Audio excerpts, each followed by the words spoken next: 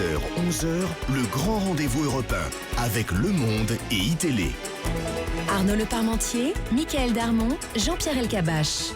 Et surtout invité Jean-Bernard Lévy. Bienvenue, bonjour. Bonjour. Vous présidez EDF depuis pratiquement un an. À long terme, le besoin d'énergie va continuer de grimper dans le monde avec des conséquences sur les prix. Puis la mise en place, les recherches d'énergie nouvelles sont en route. À J-43 du sommet de Paris sur le climat, la révolution énergétique est vraiment engagée. Elle est planétaire, elle est souvent traitée, ou trop souvent, hélas, au niveau national. EDF est-elle un géant au pied d'argile, puisque vous avez du mal à le réformer, mais un géant en tout cas indispensable aux Français, qui le veulent tous, quelle que soit la saison, en excellent état pour servir le public. Vous avez probablement à EDF trop de missions et de contraintes, augmenter ou réduire le nucléaire, augmenter ou en finir avec le charbon, augmenter peut-être le solaire et les éoliennes, et trouver pour tout cela l'argent pour un certain nombre de chantiers colossaux. EDF, donc acteur de la géostratégie mondiale, est aussi, et de plus en plus, dans ma cuisine, dans ma salle de bain, dans mon salon et même dans ma voiture. Pour vous interroger, Jean-Bernard Lévy, Mickaël Darmon d'ITélé et M. Arnaud Le Parmentier du journal Le Monde qui pose la première question. Bernard Lévy, bonjour. Bonjour. Donc le froid est de retour. Est-ce qu'il y aura assez d'électricité produite par EDF cet hiver ? Oui, nous n'avons pas de doute que les moyens de production que nous avons sont suffisants pour faire face à une vague de froid, s'il devait y en avoir une vague de froid importante. Il n'y aura pas d'importation. Alors, selon les jours, nous importons ou nous exportons. La plupart du temps, nous exportons. Nous exportons même beaucoup, puisqu'il y a des pays, la Grande-Bretagne, la Grande-Bretagne, la Belgique, l'Italie, même la Suisse, vers lesquels nous exportons presque tout le temps. En cas de vague de froid sur la France, quelquefois, il nous arrive d'importer, notamment d'Allemagne. Allemagne, grâce au charbon de Mme Merkel. Et il nous arrive d'importer d'Allemagne. On y reviendra, mais c'est un engagement de votre part pour tout l'hiver. C'est un engagement pour tout l'hiver. Les calculs qui sont faits par EDF et par RTE, les calculs montrent que nous n'aurons pas à subir cette année des risques de coupure. Pas de risque de blackout. Pas de risque de blackout en France. Alors si on va sur le prix, les Français dépensent 700 € par foyer pour leur électricité. Est-ce que ce prix est amené à augmenter fortement dans les prochaines années, le coût de l'électricité ? Je vais vous répondre. Augmenter, oui. Augmenter fortement, non. Nous avons en particulier... Ce que vous voulez dire augmenter fortement. Augmenter de combien ? Cette année, l'augmentation est de 2,5%. Je crois que c'est une augmentation qui est nécessaire à la reconstruction, à la rénovation du parc, et qu'il va falloir chaque année discuter, voir ce qui peut être fait. Mais il faut que ces augmentations soient acceptables. Donc des augmentations fortes aujourd'hui, alors que notre pays est sans inflation. D'augmentation forte, est-ce qu'elles sont acceptables ? Je ne le crois pas. Moi, ce que je peux vous dire, nous avions demandé 2,5, nous avons obtenu 2,5. Ce que je pense, c'est que, vous voyez, le parc nucléaire français est encore jeune. Mais avec le temps qui passe, il va falloir un petit peu plus d'argent pour le rénover, pour le maintenir, pour en allonger la durée de vie. Beaucoup plus d'argent.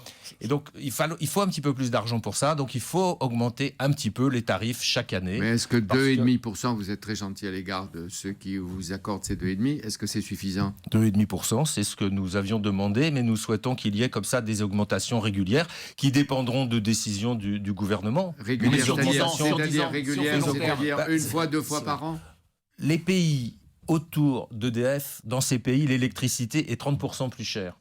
En Allemagne, c'est même beaucoup plus cher compte tenu de la structure en Allemagne, etc.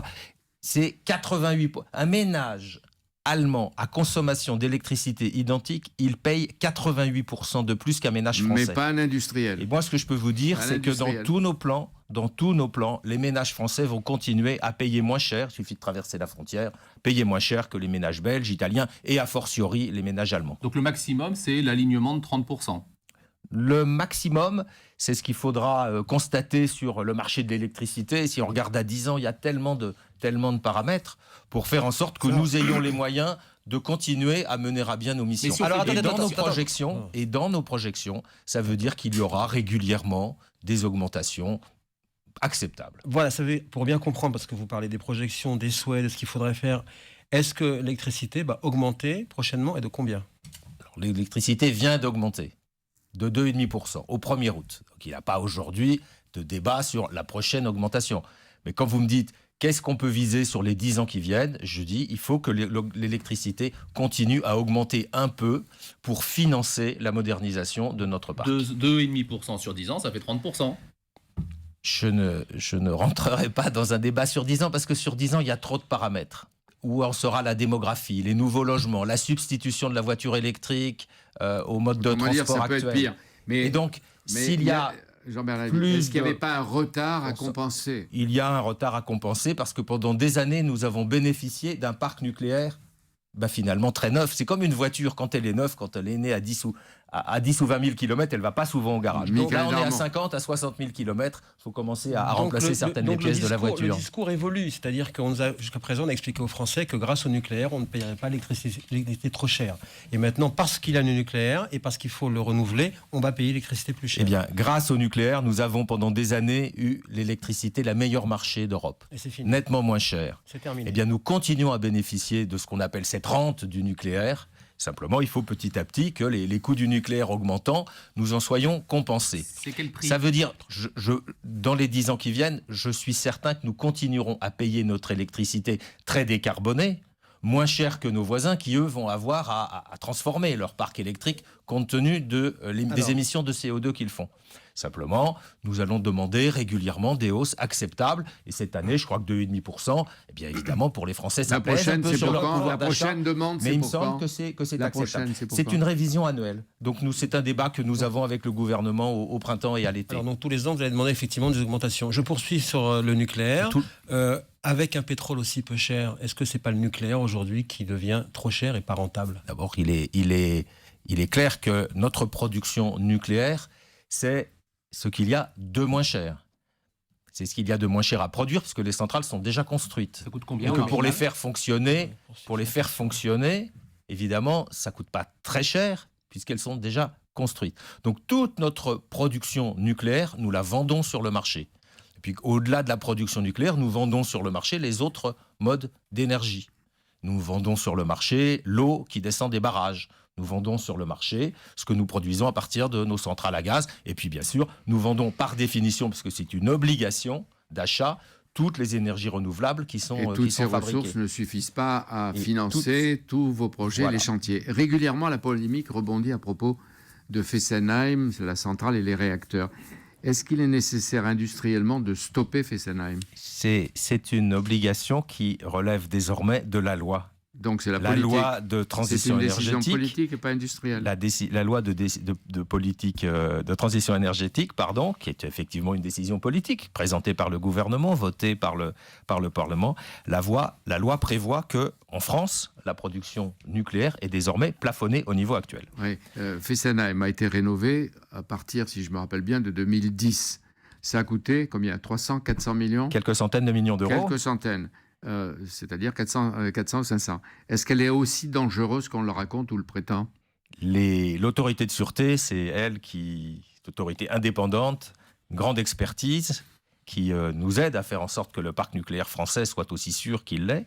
L'autorité de sûreté a dit que la centrale, les 2 tranches de Fessenheim sont sûres. Et si on arrête Fessenheim, l'État devrait indemniser les actionnaires suisses et allemands.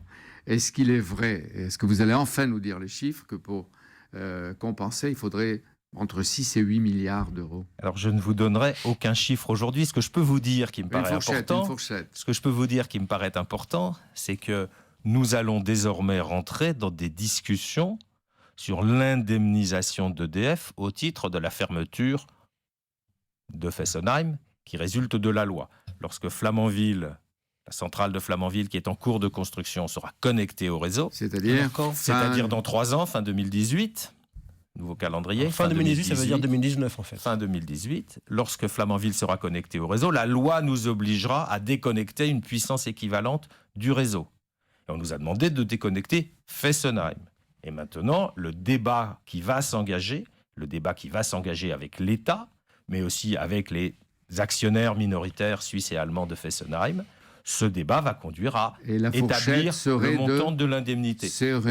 Et ce débat va être basé sur des calculs d'économistes qui démarre à peine et sur lequel je ne donnerai pas de chiffres. Transparence et je peux vous dire aujourd'hui que vous aurez la transparence sur ce débat. C'est en milliards, monsieur Lévy. Est-ce que c'est en milliards les ordres de grandeur, milliards d'euros? La transparence sur ce débat résultera des calculs d'économistes qui diront combien gagne-t-on aujourd'hui, combien de temps Fessenheim pourrait-il être prolongé, ça coûtera. Et ça coûtera, et il faudra discuter de cette indemnité. Et alors, jusqu'à quand Fessenheim continuera à produire de l'électricité? Jusqu'à la fin 2018? Jusqu'à la connexion de Flamanville, fin 2018. Donc Fessenheim ne sera pas fermé en 2017? Comme ça avait été promis dans la campagne présidentielle et par le mandat. Non, on ne fait pas de politique, on voit les faits, on ne peut pas vous embarquer dans des raisonnements politiques. Mais puisque l'électricité continue à Fessenheim en attendant Flamanville 2018, 2019 et encore, il y aura probablement du retard qu'on ne peut pas annoncer aujourd'hui. Fessenheim ne sera pas fermé en 2017. La politique d'EDF, c'est dur, hein. La politique d'EDF, c'est d'appliquer la loi. Ouais. Que dit la loi? La loi dit d'abord qu'à chaque instant... connaît. Mais alors... Non. La loi dit d'abord qu'à chaque instant, le gouvernement autorise les moyens de production d'électricité. Si Fessenheim ou les autres centrales fonctionnent, c'est parce que nous avons des décrets qui nous permettent de faire fonctionner. Mais ces décrets relèvent du gouvernement. C'est ce que vous nous dites. La loi rajoute maintenant, oui, mais quoi qu'il arrive, vous ne pouvez pas dépasser 63 gigawatts de production. Et donc, la loi nous impose de déconnecter l'un quand on connecte l'autre. Comme vous dites 2018-2019, dans le cas éventuel d'une alternance, la loi peut changer. Donc Fessenheim continuera. C'est ça?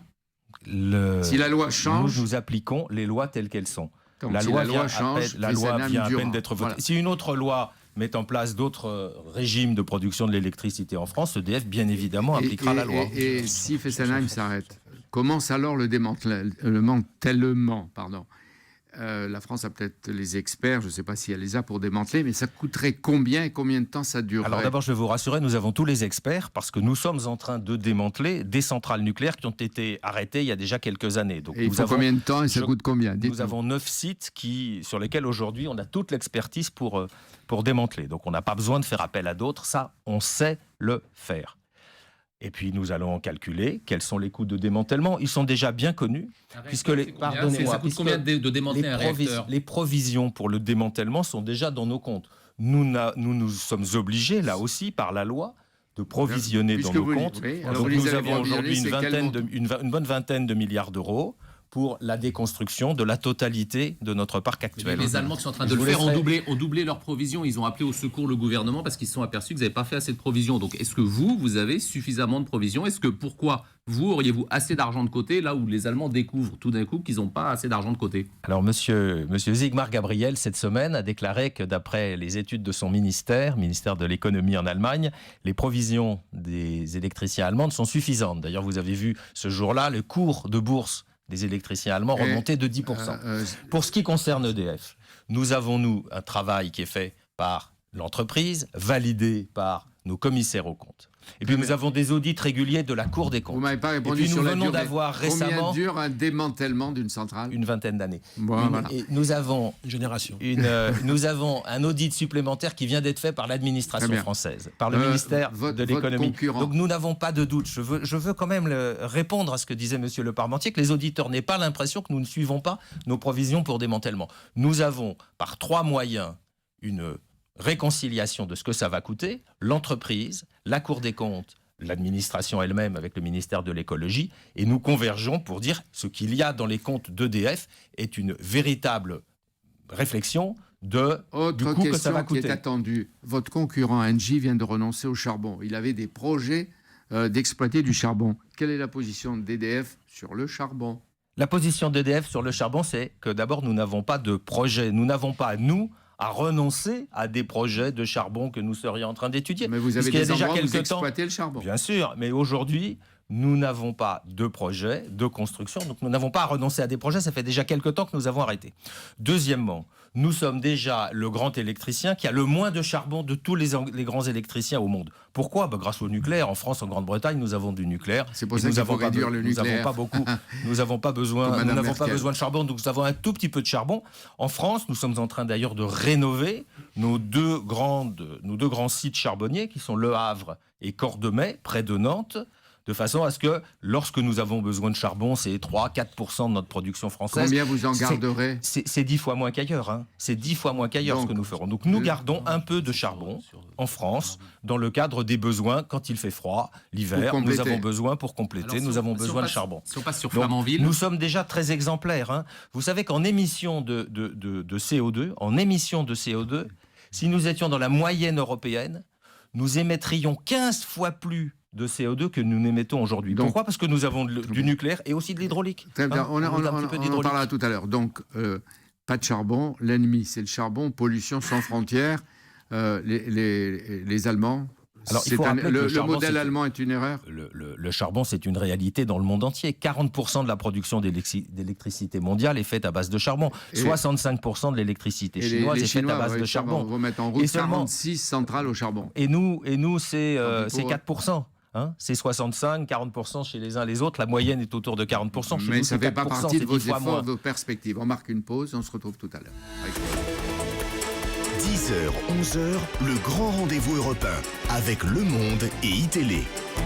Arnaud Le Parmentier, Michael Darmon, Jean-Pierre Elkabbach. Et invité Jean-Bernard Lévy, PDG de EDF depuis 1 an. Monsieur Lévy, vous négociez avec les syndicats qui sont puissants, en particulier la CGT, chez vous, à EDF, un plan de transformation. Ce plan a été refusé. Pourquoi il faut réformer EDF et sans tarder ? Quelle est la principale menace ? Ce qui n'a pas abouti pour l'instant, c'est une réforme du temps de travail des cadres. Mais je voudrais vous dire qu'au quotidien, le dialogue social est une réalité chez EDF. Que ce soit dans les établissements, que ce soit au niveau national, nous avons en permanence un dialogue, des débats et des accords qui sont signés. Le temps de travail, avez-vous dit, Arnaud Le Parmentier va donner quelques exemples. Le temps de travail, monsieur Jean-Bernard Lévy, c'est visiblement les cadres ont 12 semaines de vacances, c'est ça ? Ils doivent travailler 196 jours et ça, vous n'arrivez pas à le faire baisser ? Oui, il y a des régimes qui sont assez diversifiés, mais il y a en effet certains cadres qui travaillent moins de 200 jours par an.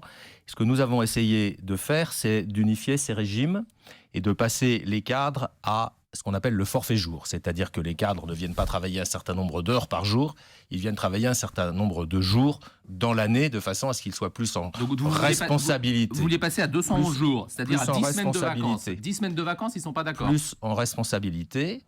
Et nous n'avons pas pu, pour l'instant, faire aboutir cette démarche qui c'est bien ce est que ancienne. C'est bien 10 semaines de vacances. Il y a chez EDF un accord qui date de 99. Chacun sait qu'il va falloir le faire bouger, le moderniser. Pour l'instant, ça n'a pas. Sinon, c'est suicidaire pour l'entreprise. Il est normal que les cadres chez EDF soient mis en responsabilité, qu'ils puissent assurer dans la journée les missions qui sont les siennes et non pas regarder en fonction des horaires. Est-ce que c'est un peu vos pilotes ? Est-ce qu'il y a un syndrome Air France chez EDF ? Je crois qu'il y a chez EDF une grande homogénéité du corps social. On a l'impression d'entendre le PDG d'Air France avant que ça pète. On a surtout, s'il vous plaît, chez EDF, une caractéristique très forte, c'est que la majorité des cadres d'EDF ne sont pas rentrés chez EDF comme cadres.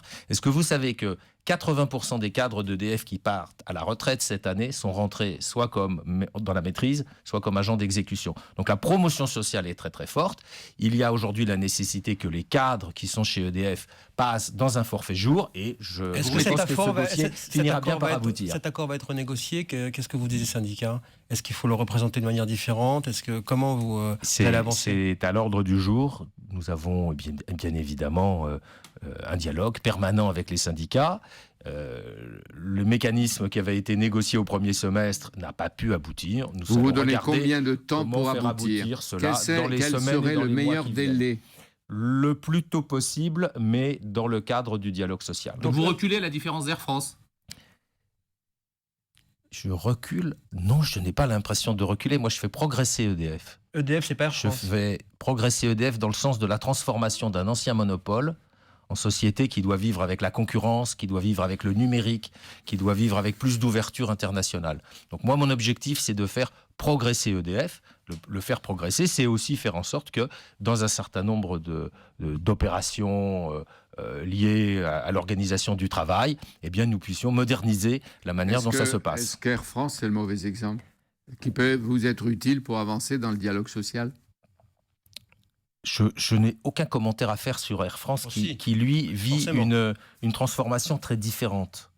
Air France n'est pas un ancien monopole. Nous sommes un monopole qui petit à petit s'ouvre à la concurrence, alors que les règles de fonctionnement, dont beaucoup d'ailleurs relèvent de la loi, sont encore celles qui présidaient à la nationalisation, vous nous dites, au fonctionnement en monopole, vous dites ici au grand rendez-vous, vous dites que EDF ne sera pas un Air France bis. EDF, c'est une entreprise qui a une histoire formidable. Une entreprise qui a une histoire formidable. Air France aussi. Mais qui doit bouger avec l'évolution qu'il y a autour de nous, la production décentralisée, le numérique dans les foyers, l'internationalisation, la concurrence dans tous les domaines. Et moi, mon rôle, c'est d'amener EDF, et on a un plan là-dessus sur 15 ans, mon rôle, c'est d'amener EDF à être encore plus fort dans 15 ans qu'il ne l'est aujourd'hui. Il ne sera pas un Air et je France rends hommage aux salariés d'EDF, parce que nous résistons très bien à la concurrence.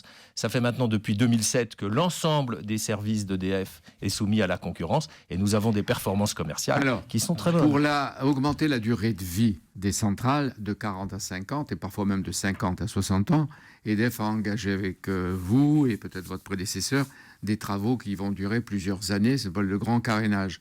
C'est combien ? 55 milliards sur 5 ans. Voilà, le grand carénage, c'est sur une bonne dizaine d'années. On va dépenser environ 50 milliards d'euros. Vous savez, les chiffres, on verra à la fin combien on aura dépensé. Et notre objectif, c'est que les centrales nucléaires françaises, qui ont été conçues pour durer 40 ans, nous puissions les passer à 50 et à 60 ans. C'est loin d'être impossible, puisque des centrales de même conception, vous vous souvenez au début, les centrales nucléaires, c'était une licence Westinghouse. C'était des Américains qui avaient consacré une licence pour que les Français puissent avoir leur propre énergie nucléaire civile. Eh bien, les Américains, dans la même technologie, ils sont déjà à 60 ans. Donc nous allons travailler pour passer à 60 ans. Ça veut dire dépenser plus.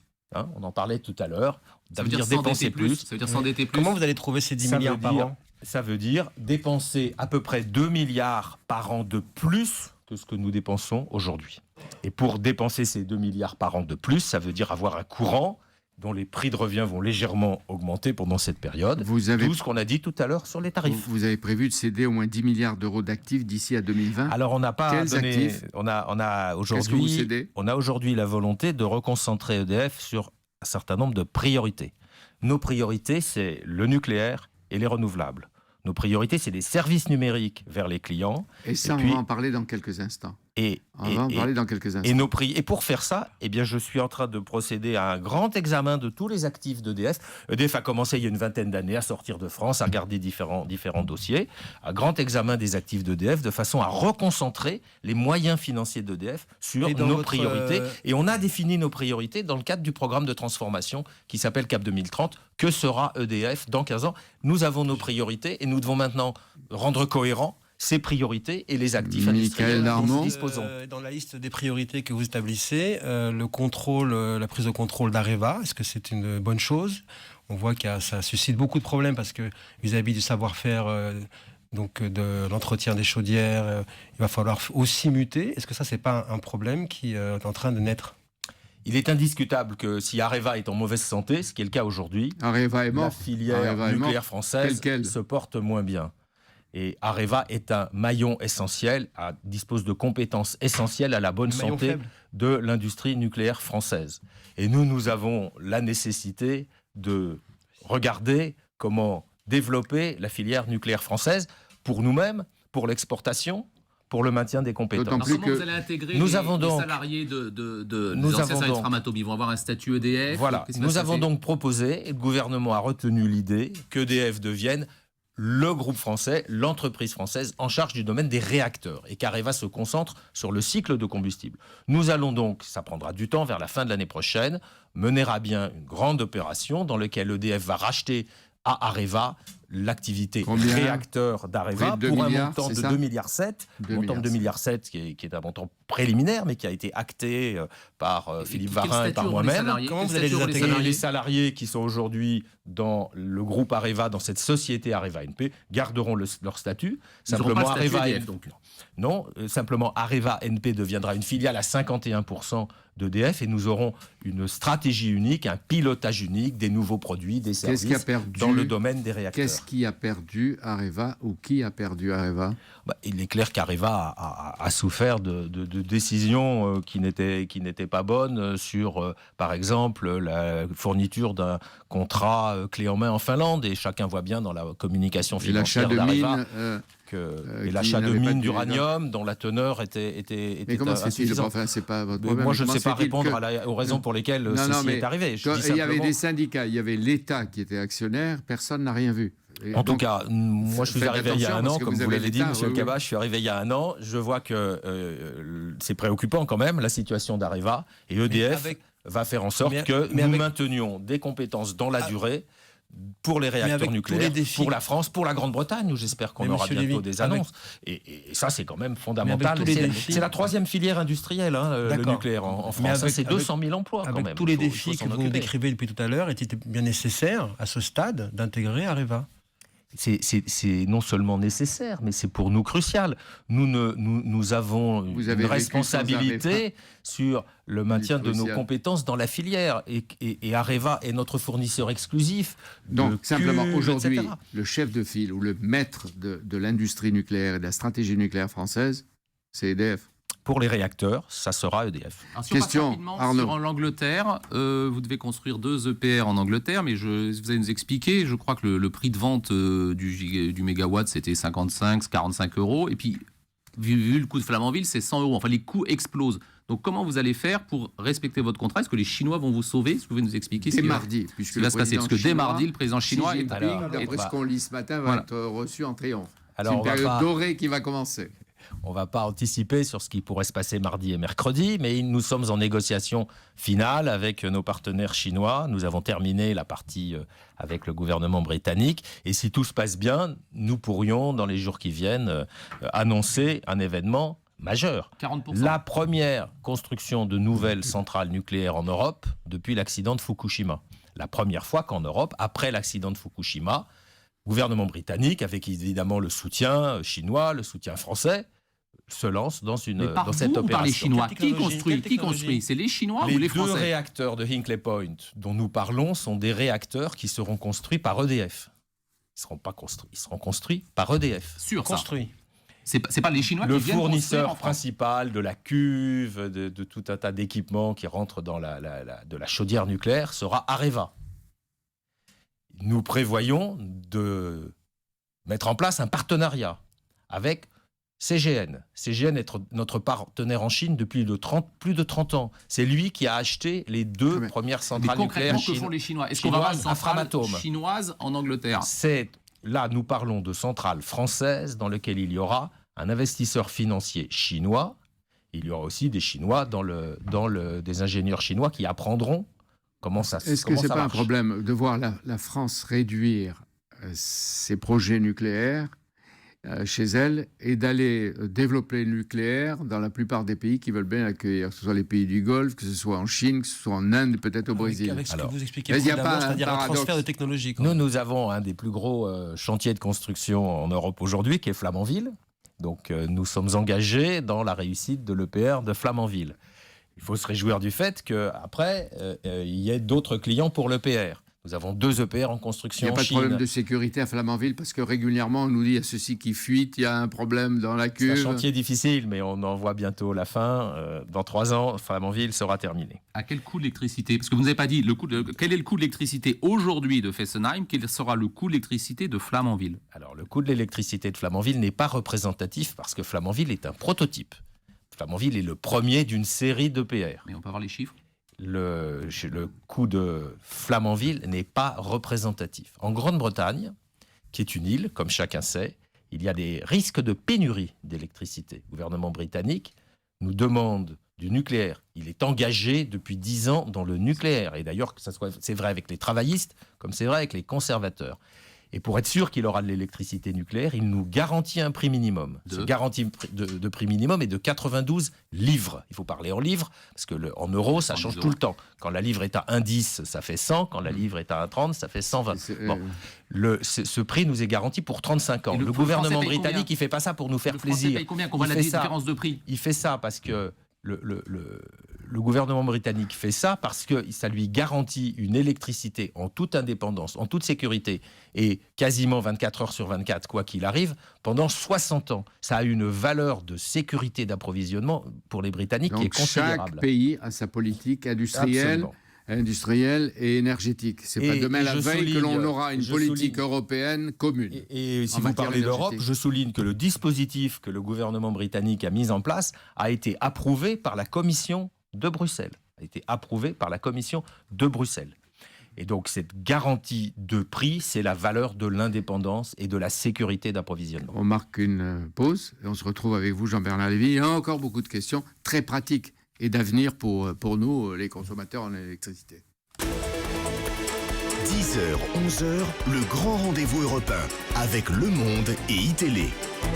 Arnaud Le Parmentier, Michael Darmon, Jean-Pierre Elkabbach. Invité Jean-Bernard Lévy, président depuis 1 an d'EDF. Dans moins de 43 jours, l'événement mondial est à Paris, le sommet sur le climat. Vous êtes sollicité, vous participez, à quel niveau? Qu'est-ce que vous allez apporter? Et pas seulement pour avoir bonne conscience.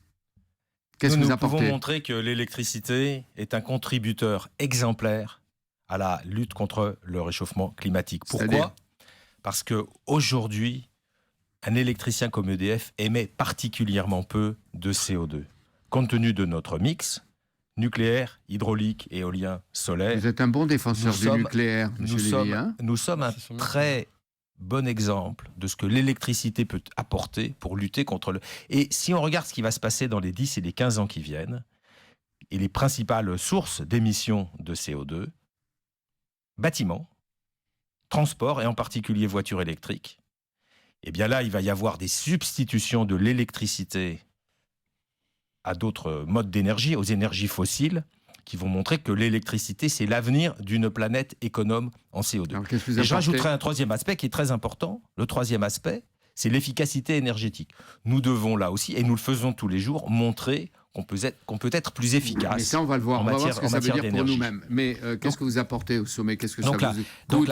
Quelles idées vous allez apporter? Donc la COP 21, c'est la démonstration pour nous qu'une compagnie d'électricité qui se préoccupe de substitution d'électricité dans les transports, en particulier les voitures, d'une meilleure efficacité énergétique et d'utiliser... Vous savez qu'en France, il y a encore 4,5 millions de foyers qui se chauffent au fioul.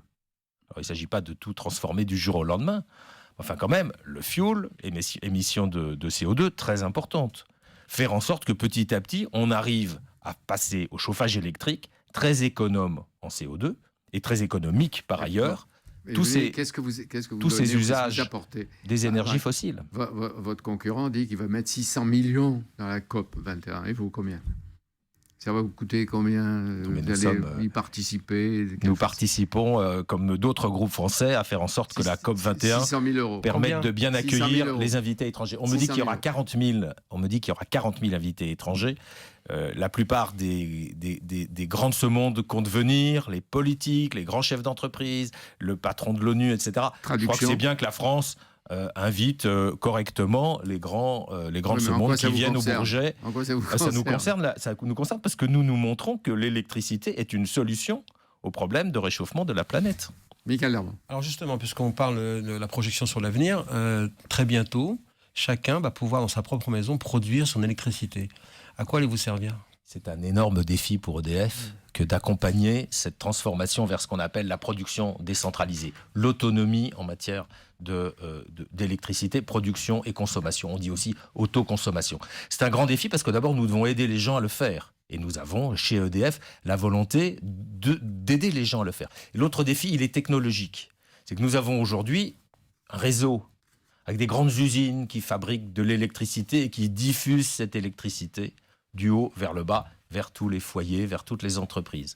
Et demain, nous devons ajouter à ce réseau, qui bien sûr continuera à exister, nous devons ajouter des moyens techniques qui permettront de gérer cette production décentralisée, qui est très intermittente.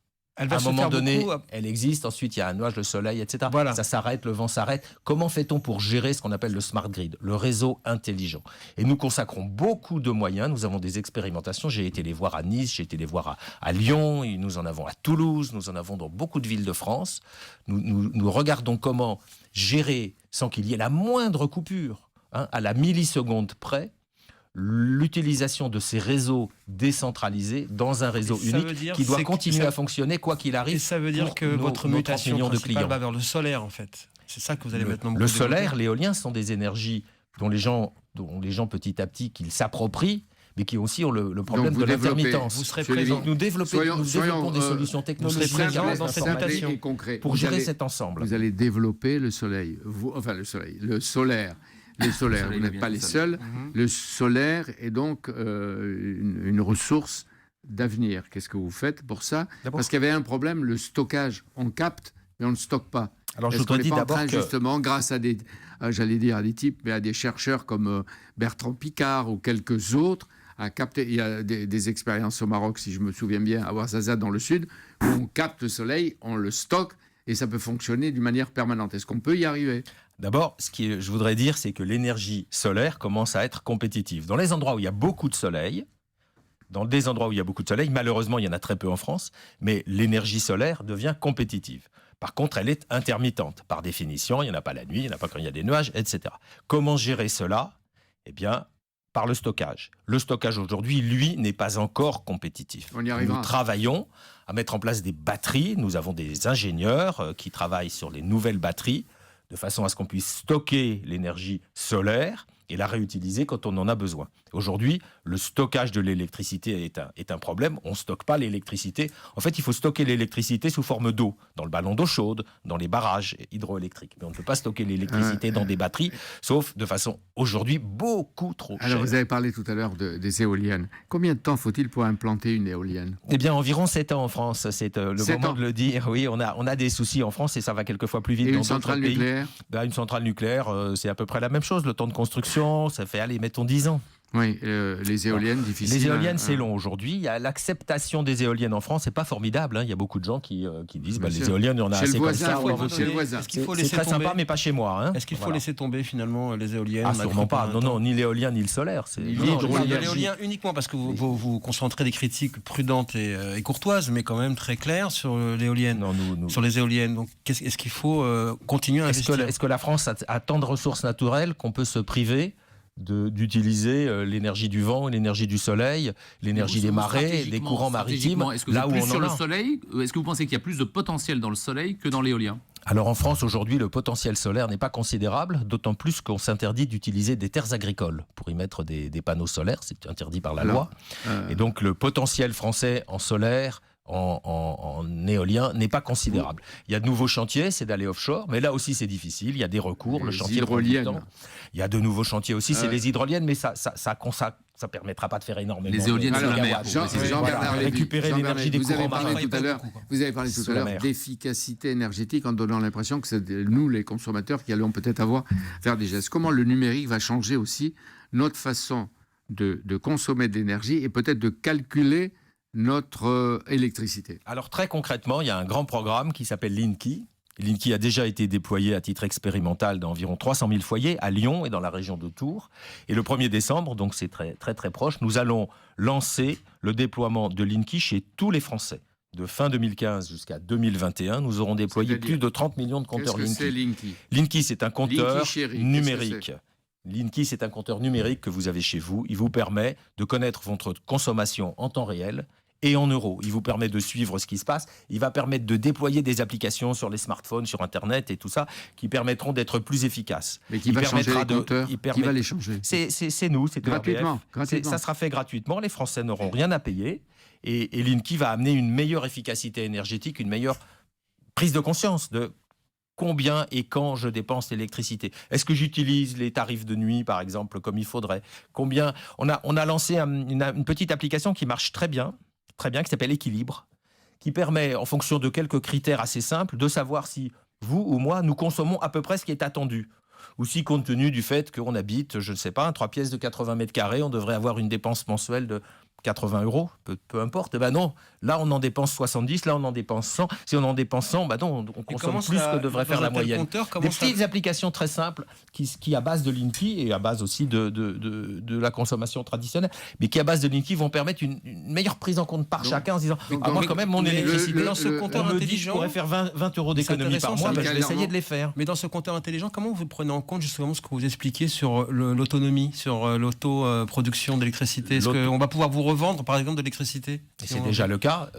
Tous les encore systèmes, oui, mais encore plus. Par exemple, nos auditeurs qui ont mis des panneaux solaires sur leur hangar, les agriculteurs par exemple, ils ont déjà des contrats où l'électricité qu'ils produisent, elle est automatiquement rachetée par EDF. Et à quel moment, puisqu'on en est là, je ne sais pas si on rêve, on voit qu'il y a des inventions continues, à quel moment avec mon téléphone, je serai connecté chez moi, à la maison, sur mon chauffage, mon électricité, que sais-je. Oh ben dans pas longtemps, ça c'est des choses qui se développent très rapidement. Votre téléphone détecte que vous êtes sur le chemin du retour par le GPS, vous êtes à 5 minutes de chez vous et il remonte le chauffage. Donc il y a un pilotage automatique. Il repasse de 16 à 19 degrés. Du chauffage de l'électricité. Oui, par des petites applications qui se développent déjà relativement librement.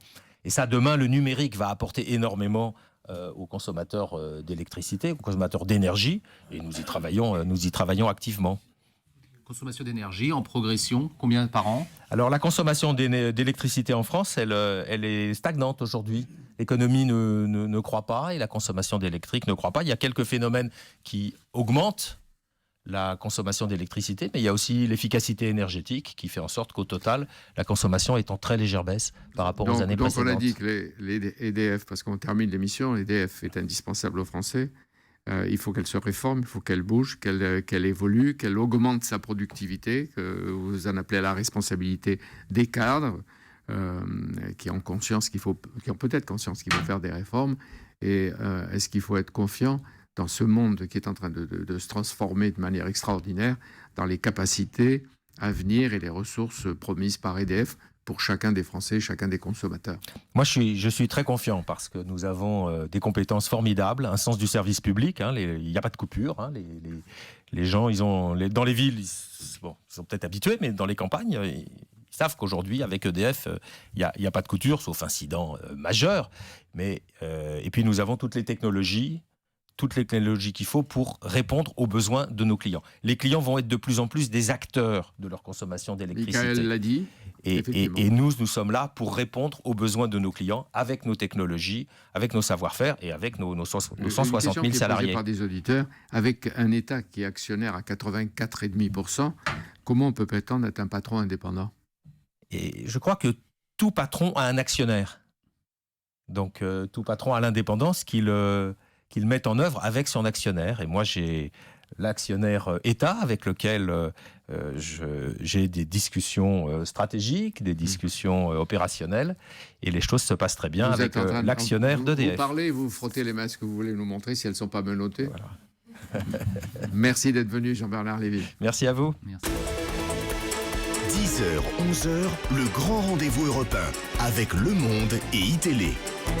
Arnaud Le Parmentier, Michael Darmon, Jean-Pierre Elkabbach.